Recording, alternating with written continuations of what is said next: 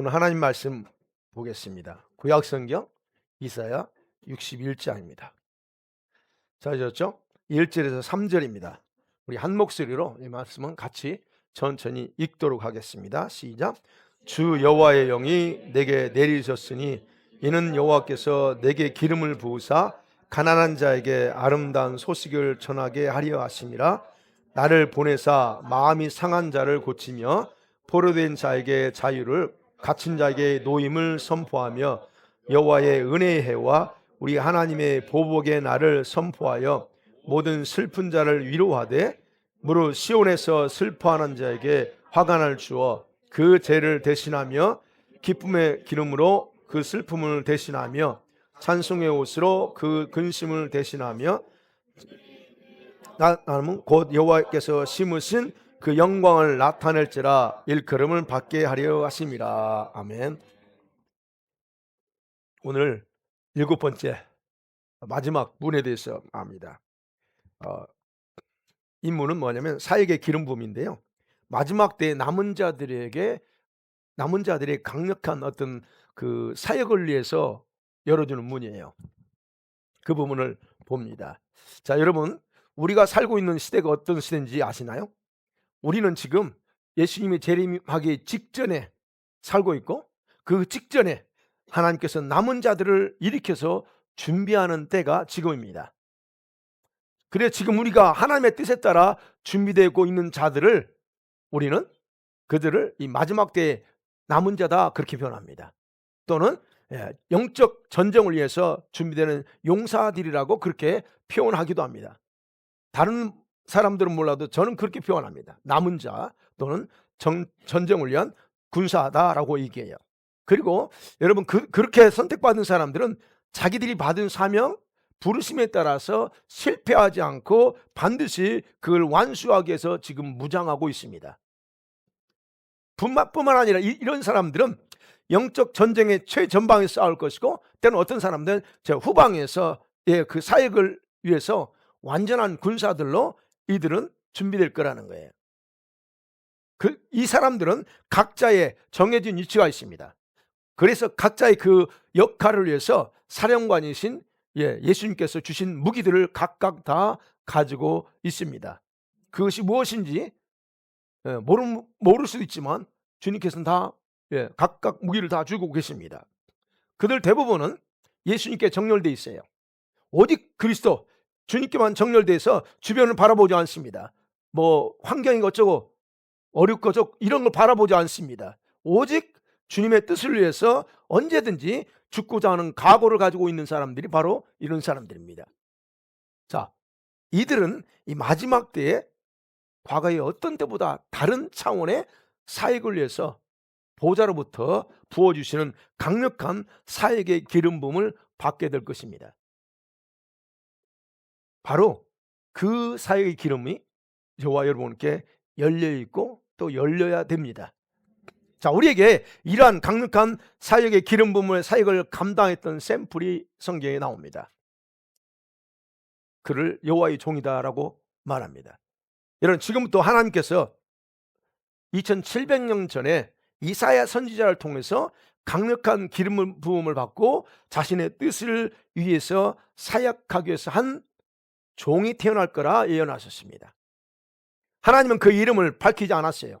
구체적으로 밝히지 않고 다만 다윗의 후손 또는 여호와의 종이다라고 그렇게만 알려줍니다. 그리고 그가 태어나면 그에게 여호와의 영, 즉 하나님의 7영이 그에게 임할 거다. 여호와의 영, 위로부터 임하는 여호와의 영, 지혜와 총명의 영, 모략과 재능의 영, 그리고 지식과 여호와를 경외하는 영이 그에게 임함을 통해서 그가 강력한 사역할 거다 기록되어 있습니다. 그 부분이 이사야 11장 1절과 2절에 이렇게 기록되어 있습니다. 시작. 이새의 줄기에서 한 싹이 나며 그 뿌리에서 한 가지가 나서 결실할 것이요 그의 위에 여호와의 영, 곧 지혜와 총명의 영이요 모략과 재능의 영이요 지식과 여호와를 경외하는 영이 강림하시리니. 여기에서 바로 7영이라고 표현은 안 되어 있습니다. 그러나 여호와의 영이지만 7가지의 기능을 가지고서 서로 짝을 이루고 있는 그런 영이라 그런 말합니다. 자, 다윗의 후손이 태어나면 그가 바로 일곱 영을 통해서 사역을 할 때에 바로 7가지의 기능적인 특징으로 나타날 거라는 거예요. 그래서 하나님이 보낸 그 종은 그가 그 사역 중에서 가장 핵심적인 그런 두드러지게 그가 그 중심에 잡고 있는 것은 여호와를 경외함이에요. 가장 중요한 부분 여호와를 경외함. 이 여호와를 경외함에 근거해서 그가 사역을 합니다. 그러니까 사역이 삐뚤어져 나갈 수 없죠. 하나님을 두려움이 있기 때문에 자기를 내세울 수 없습니다. 바로 이 여호와의 경외함이 가장 중심이라는 거예요. 그래서 그는 눈에 보이는 대로 귀에 들리는 대로 판단하지 않을 거예요. 그의 입에서 나오는 말씀으로 세상을 다스린다라고 기록되어 있고 정의와 공의로 심판하도록 하게 한다라고 다 읽지는 않았지만 이사야 11장 그 2절 이하에 그렇게 기록되어 있습니다. 자, 이렇게 표현됐던 다윗의 후손이 이제 이사야 42장에 가면 아직도 이름을 밝히지 않아요. 이름을 밝히지 않지만 조금 더 구체적으로 여호와의 종이다라고 그렇게 신분을 드러냅니다. 42장 1절에 보면 볼게요. 시작. 내가 붙드는 나의 종, 내 마음에 기뻐하는 자, 내가 택한 사람을 보라. 내가 그가 이방의 정의를 베풀리라. 분명히 말하면 내가 붙드는 나의 종이 있다는 거예요. 그게 바로 다윗의 후손이고 바로 그 종에게 내가 내 영을 부어줄 거고 그가 이방의 정의를 베푼다 말합니다. 결국 하나님은 이런 자신의 종이라고 이렇게 하면서 자신의 성령을 부어가지고 이런 놀라운 사역을 하게 할 거라는 거예요. 그게 누구 얘기한 게 아니고 이사야서 통해서 이미 2700년 전에 예언했다는 거예요. 그리고 이 이사야 61장 우리가 보는 이사야 61장은 여호와의 그 종을 통해서 마지막 때의 회복을 선포합니다. 그러면서 거룩한 주의 백성들이죠.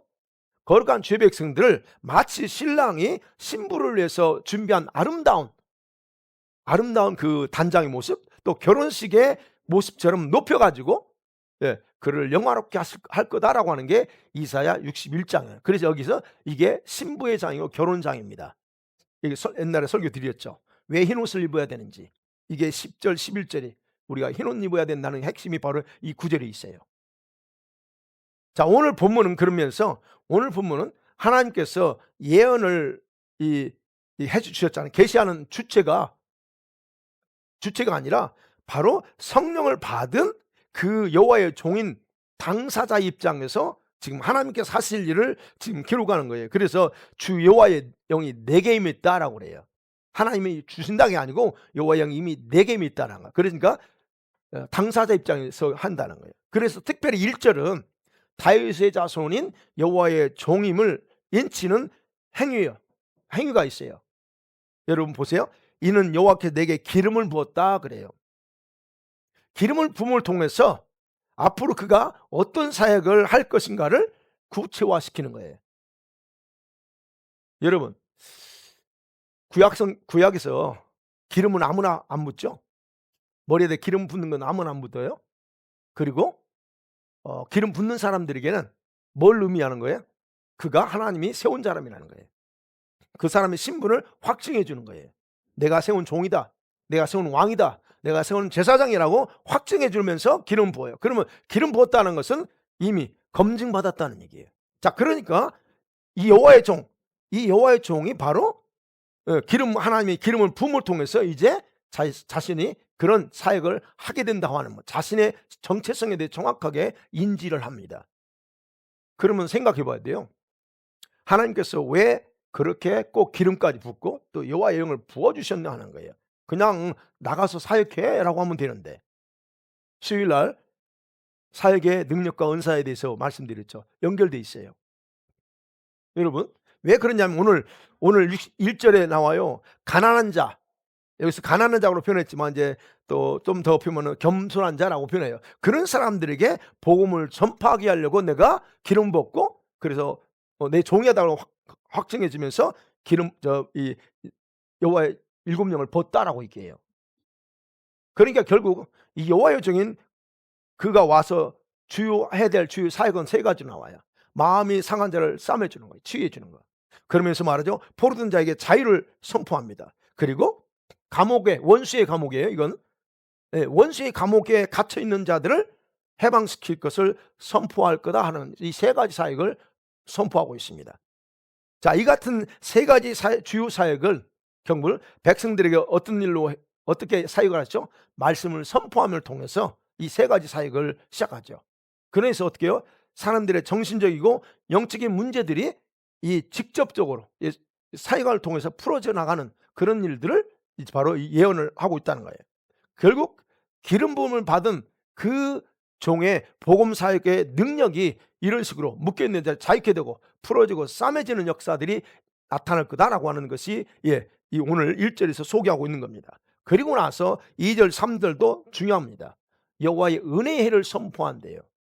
여러분, 은혜의 해는요 희년입니다. 주빌리예요.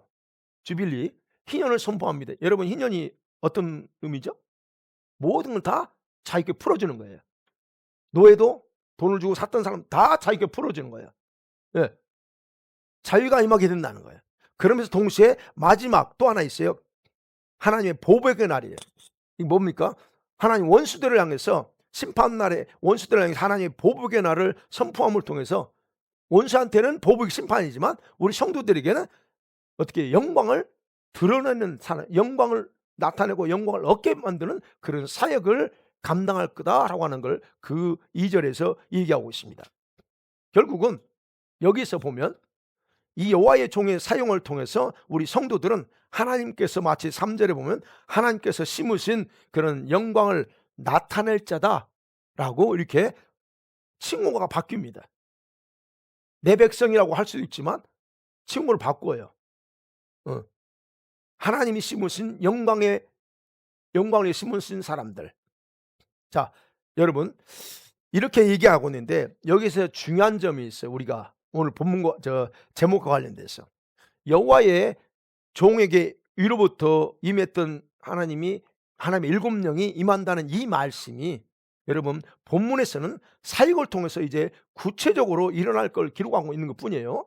자, 그런데 비록 생각해야 되는 그가 여호와께서 계획하고 보낸 종이라 할지라도, 물론 신약에 보면 그 예수님이에요. 그렇지라도 여러분 기름 부음에 해당되는 7명을 받아야 이런 사역이 가능했다는 걸. 그렇다면 이걸 뭘 의미하느냐 이거예요. 예수님도 이런 능력의 기름 부음을 받고서 사역했다라고 하면 이 마지막 때에 남은 자들에게 해당되는 우리들에게도 동일한 기름 부음이 필요하다는 것을 알게 해주는 샘플이 바로 예수 그리스도라는 거예요. 그래서 그는 여호와의 종이고 그가 샘플입니다.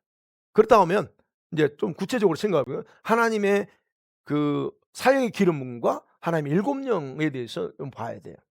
제가 이 설교를 몇 차례 했기 때문에 구체적으로 안 할 거지만, 자, 오늘 본문과 관련돼 봅니다.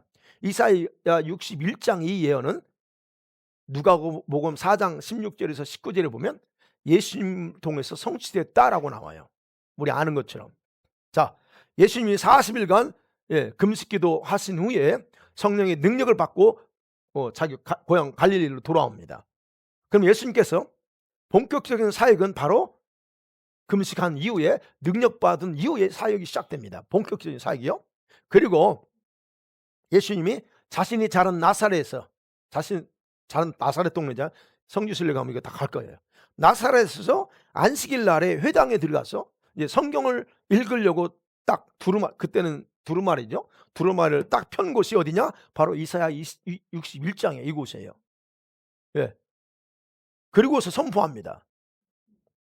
오늘 이 예언이 너에게 성취됐다라고 얘기합니다. 누가복음 4장 21절 그랬죠. 자, 여기서 살펴보면 예수님께서 금식한 후에 위로부터 임하는 여호와의 7명으로 기름 부음 받았다는 걸 확인할 수 있다는 거예요. 이것을 구약처럼 여호와의 7명이라고 말하진 않았어요. 누가복음에서는 그 뭐냐, 단순히 성령의 능력 받았다라고만 나와요. 누가복음. 그래서 마지막 때를 위한 이 사역의 기름 부음은 하나님의 7명으로 충만해진 걸 말하고 능력과 은사를 옷 입는 것을 말합니다. 그러면 하나님의 7명은 뭘까 하는 거예요. 여러분, 하나님의 일곱 영이라고 하는 구체적으로 구약에서는 안 나온다고 했어요, 그 표현이. 근데 구체적으로 이 일곱 영에 대해서는 요한계시록 4장 5절에 처음으로 언급됩니다. 그리고 그것이 어떤 표현을 하냐면 하나님의 보좌 앞에 등불로 존재한다라고 말하면서 나온 거죠. 하나님의 일곱 등불이 있는데 그게 뭐냐? 하나님 일곱 영이야 라고 기록되어 있어요. 그리고 그 일곱 영은 일찍 죽임을 당한 어린 양이신 예수님과 통합이 되어버립니다. 계시록 5장 6절이에요. 같이 볼게요. 시작. 또 보니 보좌와 내 서 있는데 일찍이 죽임을 당한 것 같더라. 그에게 일곱 뿔과 일곱 눈이 있으니 이 눈들은 온 땅에 보내심을 받은 하나님의 일곱 영이더라. 예, 그렇죠? 일곱 뿔 있고 일곱 영이 나오는데 여기서 봐요. 구약에서는 그냥 그렇게 나오지 않는데 여기서 그럽니다. 이제 일곱 영은 계시록에 보면 보아요. 일곱 영의 모습을 어린 양의 머리에 일곱 뿔이 있고, 그죠? 눈 일곱이라고 표현했어요. 자, 그럼 이게 뭘 의미하냐면 이제는 일곱 영은 예수님과 통합되어서 예수님은 그 일곱 영으로 하여금 지상의 교회들을 위해서 일하고 계신다는 말이에요. 그래서 온 땅을 보내심을 받은 하나님의 영이라 그래요. 자, 그러면 여기서 어린 양 일곱 뿔, 일곱 눈은 하나님이 일곱 영을 상징해요. 상징거예요. 그러면 그 일곱 영을 통해서 지금 지상 교회를 사람 성도들에게 교회에 파송해서 일하시는데, 그러면 일곱 뿔과 일곱 뿔은 무엇과 연결됐냐는 거예요. 일곱 영은 이제 구약에서 나오는 것도 연결되는데 도대체 일곱 뿔은 뭐요? 갑자기 또 어린 양의 뿔이 나옵니다. 일곱 뿔은 뭐냐는 거예요. 이 뿔이 무엇과 연결되어 있을까? 그게 스가랴 4장 2절에 나옵니다. 자, 볼게요. 시작. 그가 내게 묻되 내가 무엇을 보느냐? 내가 대답하되 내가 보니 승금 등인데 그 위에는 기름 그릇이 있고 또 그 기름 그릇에 일곱 등잔이 있으며 그 기름 그릇 위에 있는 등잔을 위해서 일곱 관이 있고. 자, 이게 조금 헷갈리는 것 같지만, 자, 이게 보면 그렇습니다. 일곱 등잔대가 있어요. 계시록에서도 불이 등잔이 있다고 그랬죠? 등잔인데, 근데 특이하게 여기서는 그 기름 그릇이 또 기름 그릇이 있는데 그 기름 그릇에 일곱 등잔과 연결돼 있어요. 파이프가, 그렇죠? 일곱 관이 있다고 그러죠. 파이프가 연결돼 있습니다.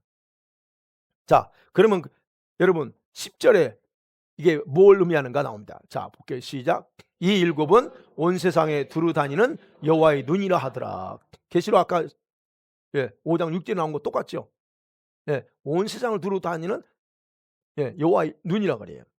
결국 일곱 뿔의 상징은 여호와의 눈이에요. 계시록에서 일곱 눈과 어린 양 일곱 눈과 동일한 의미로서의 일곱 영이에요.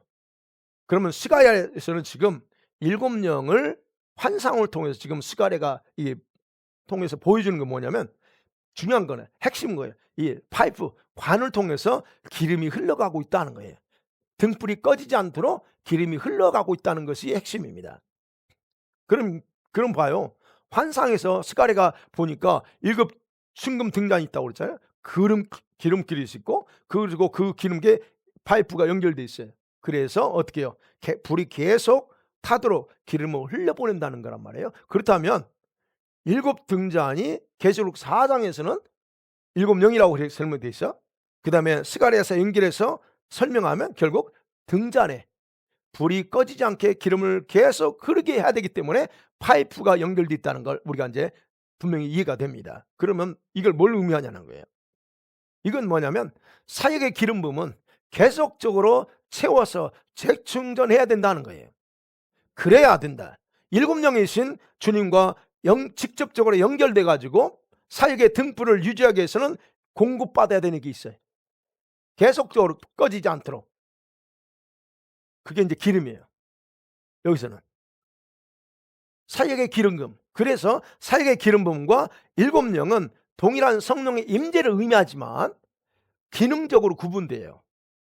역할면에서 구분됩니다. 일곱 영은 뭐예요? 하나님 일곱 영, 위로부터 임하는 일곱 영은 성령이 일하시는 능력 사역이라고 표현하면 돼요.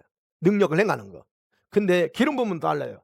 그 기름 부음은 그 능력이 중단되지 않고 막히지 않고 계속적으로 활성화되도록 하기 위한 하나님의 임재다라고 말할 수 있어요. 여러분과 저의 사역은 하나님 임재 없이는 불가능합니다. 할 수 있어요. 나는 할 수 있어라고 하지만 그건 자기 일이에요. 그래서 기름 부음과 약간 기능적으로 다르다는 거예요. 그렇기 때문에 사역의 기름 부음, 일곱 영은 그렇게 같은 의미지만 예수께서도 자신의 구속 사역을 감당하기 위해서 이것을 받았다는 거예요. 또 하나님이 그렇게 부어줬다는 거예요. 그러면 이 마지막 때의 남은 자와 용사들이 사역을 원한다면 누구나 받아야 된다는 걸 우리가 알 수 있다는 거예요. 받지 않고 사역은 불가능합니다. 아니 성경에서 예수님도 받았는데 나는 예수님처럼 안 와도 돼? 그럴 사람 아무도 없어요. 그래서 사도행전 10장 38절 봤던 말씀이죠. 같이 한번 봐봐요. 시작. 하나님이 나사렛 예수에게 성령과 능력을 기름 붓듯 하셨으며 하시고 마귀에게 눌린 모든 사람들을 고치셨으니 이는 하나님이 함께 하셨습니다. 예. 이렇게 사역은 이렇게 시작하는 거예요. 지금도 마찬가지죠. 마지막 때는 더 이게 필요하다는 겁니다. 누군가 그래서 이 사역의 기름 부음과 능력을 받지 않고 사역하려고 할 수도 있어요. 수요일날 말씀드렸지만 공부하면 되지. 신학 공부하고 네. 열정만 있으면 돼. 대부분 이렇게 사역하다 망해요. 이렇게 사역하다 번아웃 되고 몸 다 망가져요. 그리고는 힘들어. 여러분 근데 이렇게 사역할지라도 주님께서는 그들을 사용하지 않습니다. 나는 그렇게 할 거야 하지만 주님 안 써. 안 쓴다는데 뭐 할 말 있어요? 주님이 안 쓰시면 돼요. 근데 나는 내가 일하고 있다고 생각해. 내가 쓰임받고 있다고 생각해. 착각해요. 많은 분들이 그럽니다. 주님이 저한테 그랬어요. 내가 아무나 쓸 수 없어 그래요. 저한테. 아니 여기 주일 하겠다는 종들도 많고 하는데 왜 안 쓰세요? 내가 그들 쓸 수 없다 그래요. 저한테 그랬었어요.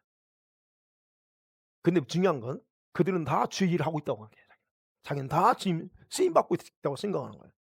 물론 어느 부분에서 그럴 수 있어요. 제가 말씀드린. 그런데 지금 여기서 말하는 진짜 주님의 사역은 쓰임 못 받는다는 거예요. 그래서 이 예수님이 그런 샘플이에요. 쓸 수 없어요. 주님의 기준이 미달이거든요. 100% 그런 사람들은요. 100% 두려움에 잡혀서 나중에 도망갑니다. 지금은 괜찮아. 제가 마지막 이때에 강력한 영적 전쟁에서는 다 두려워 떨어요. 또 죽을 수도 있는데 그 앞에서 내가 버틸 수 있을까? 그렇기 때문에 못 써요. 그런 일의 대표적인 인물이 베드로 아닙니까? 우리가 아는 것처럼. 베드로예요. 그래서 베드로처럼 저와 여러분이 이 사역의 능력과 기름 부음 없이 주님을 위해서 호언장담할지라도 주님 믿지 않아요. 그 말을. 여러분 일한다는 거 안 믿는다니까. 그렇기 때문에 주님의 나라를 위해서 여러분은 살기 원한다? 그렇다면 뭘 해야 돼요? 이 사역의 기름 부음과 일곱 영을 받으려고 몸부림쳐야 됩니다. 마지막 세 번째 그러면 봐요. 왜 이 사역의 기름 부음의 문을 주님이 열어주시는가 하는 거예요. 왜 열어주실까? 여러분 이 마지막 때를 위한 사역의 강력한 기름 부음에 대한 약속이 이미 예언되어 있어요. 그게 사도행전 2장 17절 18절 유엘서 3장의 말씀이냐 같이 볼게요. 시작. 하나님이 말씀하시기를 내 영을 모든 육체에게 부어주리니 너희 자녀들은 예언할 것이요 너희 젊은이들은 환상을 보고 너희 늙은이들은 꿈을 꾸리라. 그때 내가 내 영을 내 남종과 여종들에게 부어주리니 그들이 예언할 것이요. 여기까지만. 분명히 마지막 한 번 더 부어주십니다. 이건 그냥 주는 게 아니에요. 사역의 기름 부음이에요. 사역의 능력이라는 거예요. 그러니까 이 말씀은 성령의 능력과 은사를 주신 수요일 말씀드린 것처럼 기름 부음도 역시 마지막 때 이 렘넌트들에게 받아야 될 그리고 강력한 사역과 연결돼 있다는 거예요. 지금은요. 주님 예수님께서 행하셨던 강력한 사역과 같은 일들이 한 번도 일어날 때가 점점 임박했어요. 그래서 신분이 목사나 전도사나 선교사라고 해서 그들을 사용하는 게 아니에요. 또한 배문이 많은 신학자, 교수라고 해서 사용하지도 않습니다. 미디어를 통해서 유명해진 목사, 큰 교회 목사라고 해서 쓰지 않습니다. 주님의 뜻을 위한 사용 기준에 미치지 못한다면 제어시킵니다. 쓸 수 없기 때문에. 그러나 평신도일지라도 자신을 죽게 드린 사람들, 자신을 기도와 말씀으로 준비한 사람들을 중심으로 하나님이 쓰신다는 거예요. 그런 면에서 어떠세요, 여러분? 네. 여러분이 어떤 신학적인 배움이 없을지라도 여기 이렇게 준비만 된다면 여러분 쓰임받을 수 있습니다.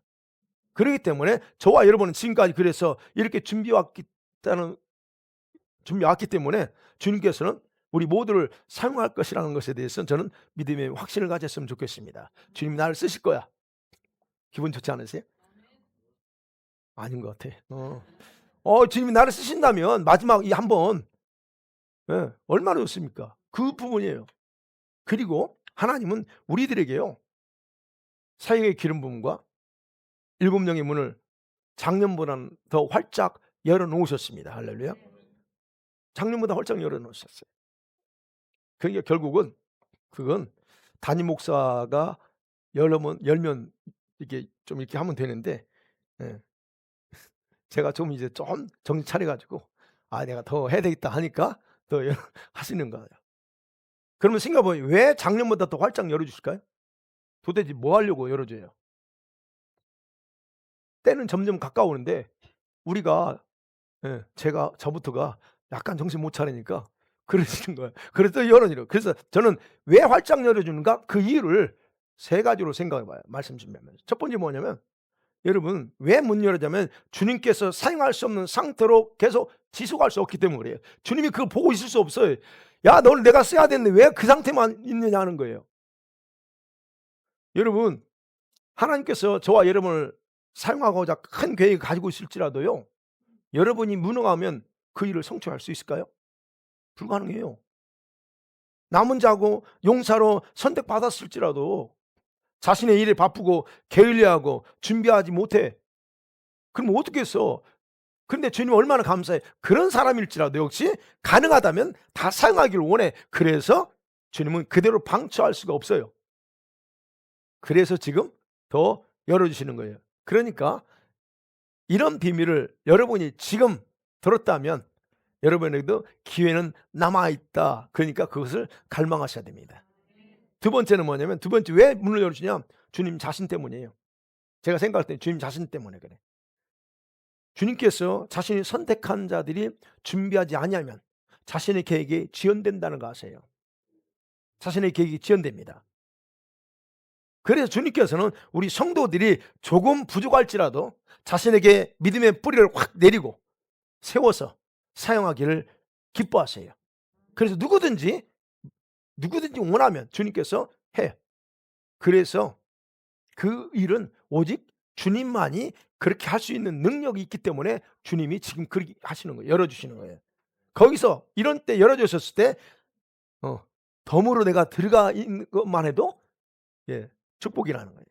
그래서 주님께서는 이런 일 하는 걸 너무 좋아하세요.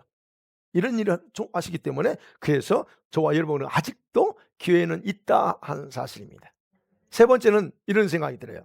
세 번째는 여러분, 자신의 뜻을 위해서 선택한 다른 남은 자들을 위해서 그래요. 나가 말고 다른 남은 자. 여러분, 주님께는요, 우리만 있는 게 아닙니다. 주님께는요, 자신의 뜻을 위해서 선택한 많은 사람들이 있어요.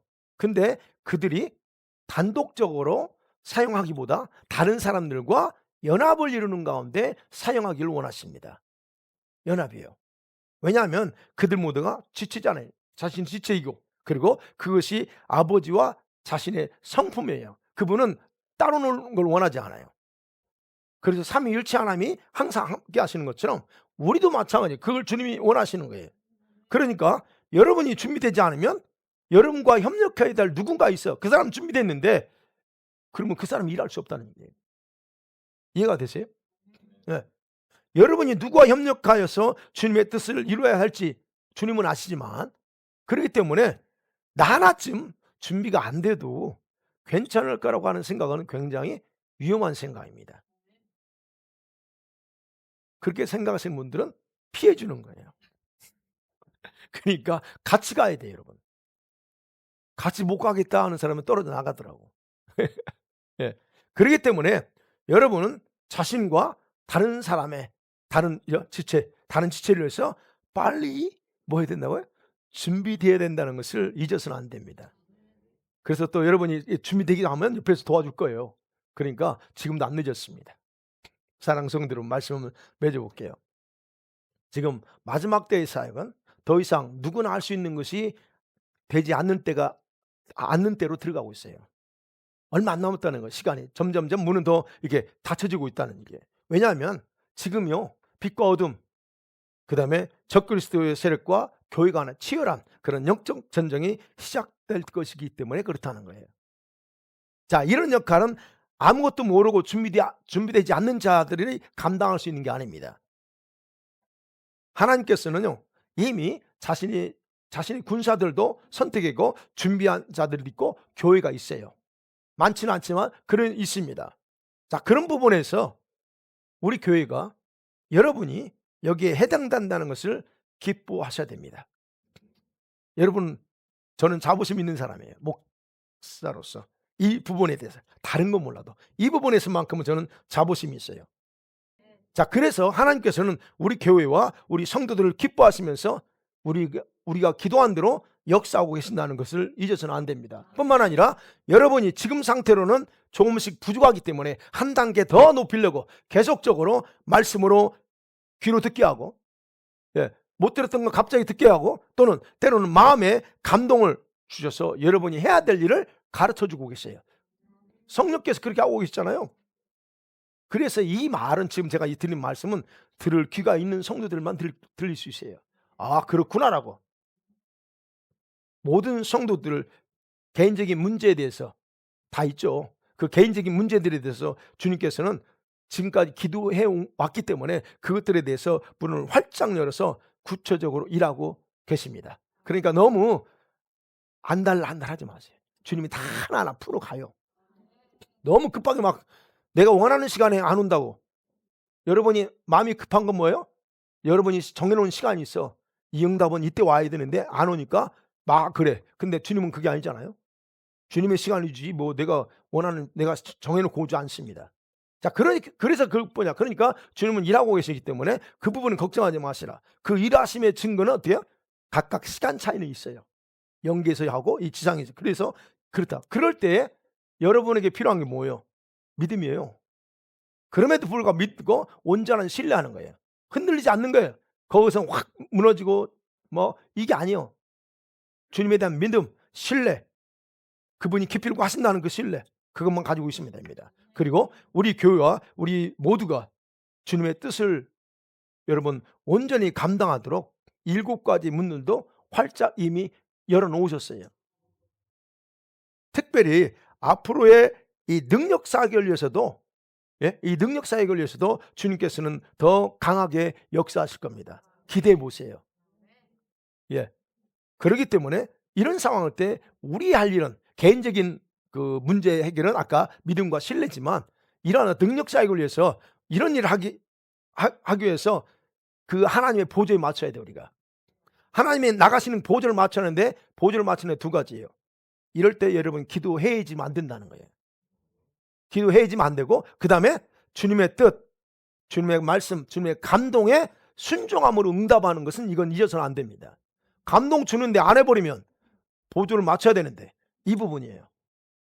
그걸 꼭 2가지를 같이 나가셔야 돼. 이런 모든 일에 저와 모든 여러분들이 한마음이 되어서 주님의 마음을 기쁘게 하는 그런 저와 여러분 모두가 되기를 주의 이름으로 간절히 축원합니다. 기도하십니다.